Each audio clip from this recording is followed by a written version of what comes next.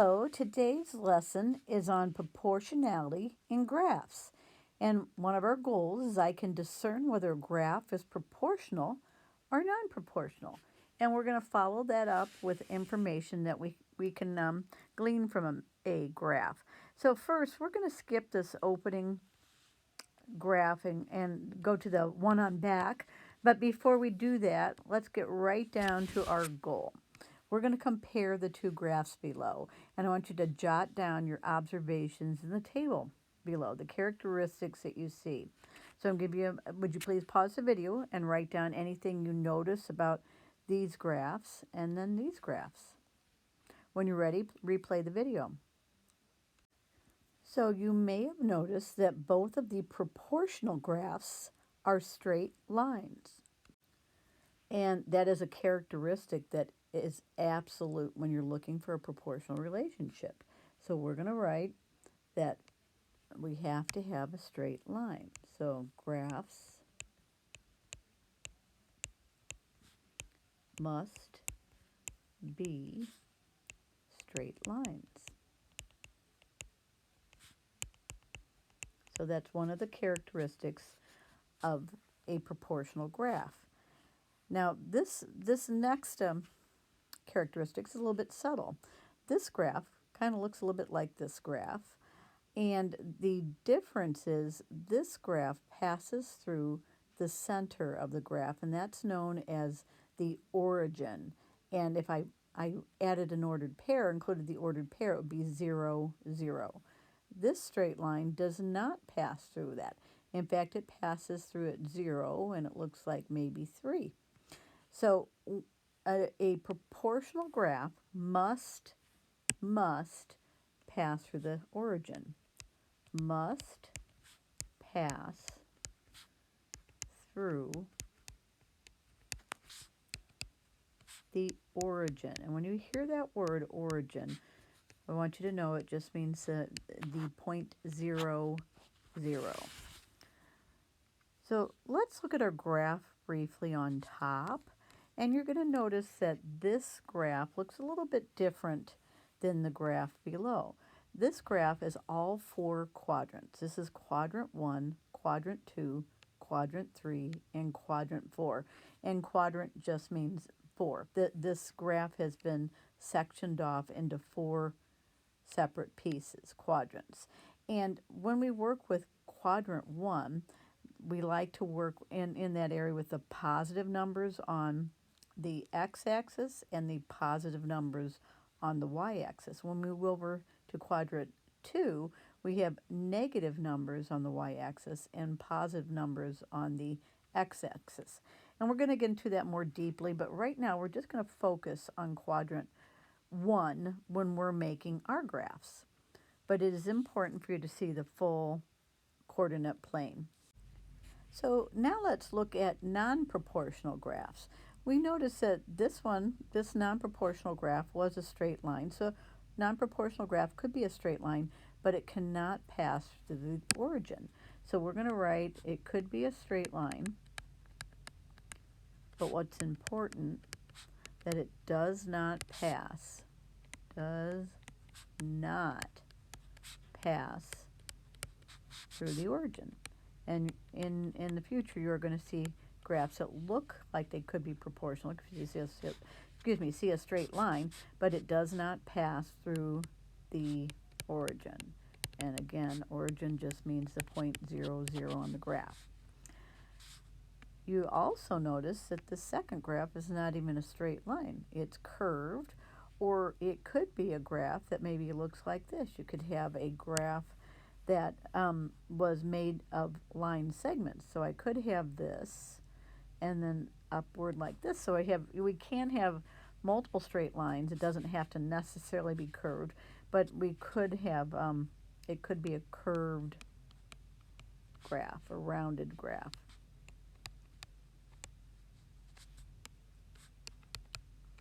So line segments. So all of these are non-proportional relationships in a graph. So now let's turn to the next page. So we are going to build a table. We're going to talk about the ordered pairs and graphing them. But before we do, since we're now on the second page, we want to recall that a proportional relationships are in graphs are straight lines and pass through the origin. So we want to keep that over and over, these things in mind for a proportional relationship. So we're given this information. Concert tickets go on sale for $34 each. So we're going to start with this first table. We're going to call it the X values, and this is going to be the Y values. And we're going to talk about tickets sold. So if it says for each ticket, that would be one ticket. And I'm going to write this in whole numbers. That would be $34.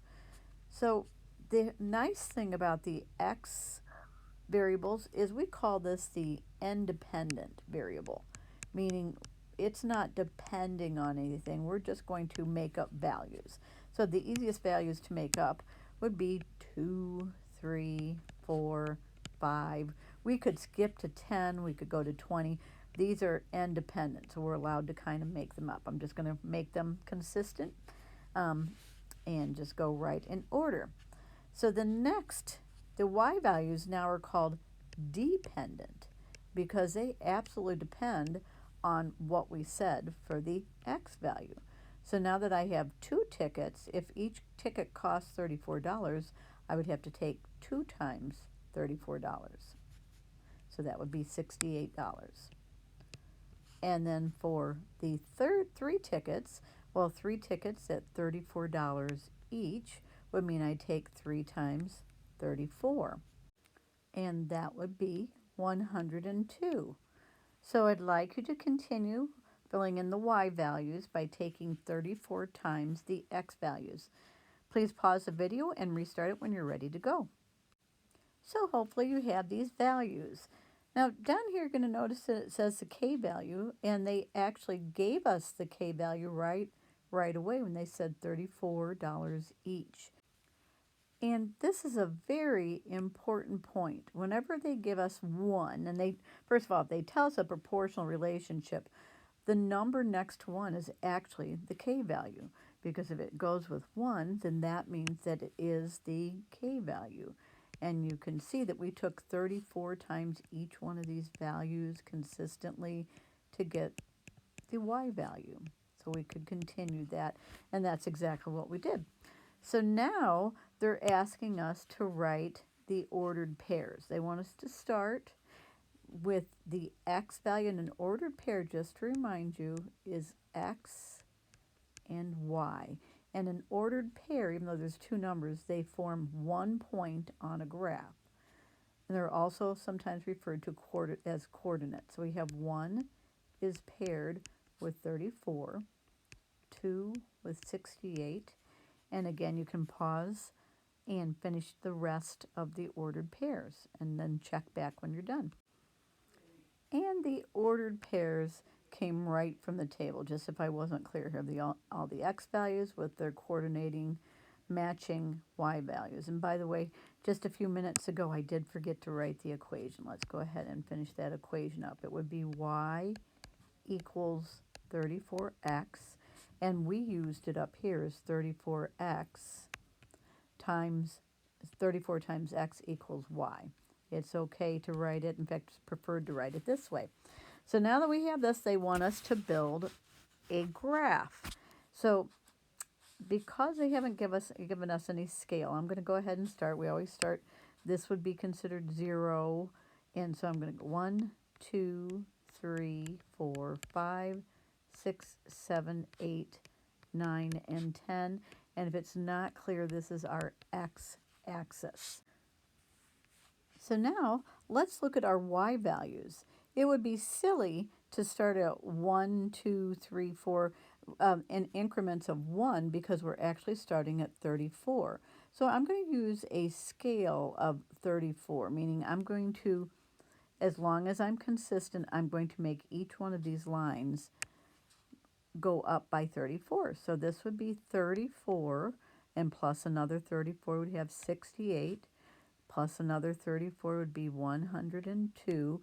And you can pause the video and complete it based on what we have here in the table, and then extend it if you can. So this is what you should have for the scale of the y-axis. And let's circle this and make sure that we're clear that this is the y. Now let's graph our points. And I want to make it clear when we have an x value, we always go right or possibly left if it's a full coordinate plane. And our y-axis is going up or possibly down if we had the full coordinate plane. So since we're working with quadrant 1, all positives and positives, I'm going to go over 1 and up to 34, and I'm going to make a point. So my second order pair is 268, so I go over to 2 on the x-axis and up 68. The third ordered pair is over 3 on the x-axis and up to 102. Again, I'll have you pause and finish those points. All right, so I have graphed exactly the points that we've been given. And you're noticing probably that they've lined up in a nice straight line. If we connected them, they'd be in a nice straight line. And if we extend that line, it does indeed touch the origin. We could also extend it upward as well, and it would continue in that straight line. So the point we just extended it to, the origin, is called 0, 0. And sometimes they don't show that as one of our ordered pairs. But if we think about this logically, if I had the point 0, 0, if I had 0 tickets sold, I would make 0 revenue. And that kind of makes sense that ordered pair, even though it doesn't show, would be on my proportional graph. And so this is another very important point on a proportional graph, as well as whatever is matched up with 1, because that's our unit rate. So now let's see if we can answer these questions. So I'm going to move this just a little bit, and our first question says, if the venue needs to sell 86 tickets to break even, then how much money had they invested in the concert? And when they say break even, that means pretty much to cover their costs. They're not making money, they're just being able to pay for what they need in order to put the concert on. So if it needs to sell 86 tickets, how much money? So basically what they're asking us is, if we sold 86 tickets, how much money would we have? So we're given an x value, and they want to know the y value. So here's where our handy-dandy equation comes in. We're going to go ahead and use our equation, which is y equals 34x, and 86 tickets is our x value. So if I want to know y, which is the total revenue, I'm going to take 34 times 86. I'm substituting 86 for x's. Please pause and use your calculator. And the answer is y equals 2,924. So that means they've invested $2,924. So let's look at the next question. The venue has a maximum capacity of 200 people. If it sells out, how much revenue will the concert earn? So we're going to assume that each person needs a ticket. So again, in a roundabout way, they're saying that this is an x value. So we're going to go back to our equation. It's $34 for each ticket. And if there's 200 people, they're each going to need a ticket. So that would be times 200. So again, pause and find out what the answer is. And y equals 6,800. So if it sells out, the revenue, which means how much they would bring in total, would be $6,800. Question 3 said, describe how you know that this is a proportional relationship. And we are using a proportional equation. We are using a proportional equation. And when we see an equation in this form, y equals kx, we know that it's a proportional relationship. Next, what does the ordered pair 0, 0 represent in this situation? So we talked about that briefly. If we had 0 in the x column, that would be 0 tickets sold, and 0 in the Y column, that would be 0 money coming in. So let's write that. Okay, it means 0 tickets sold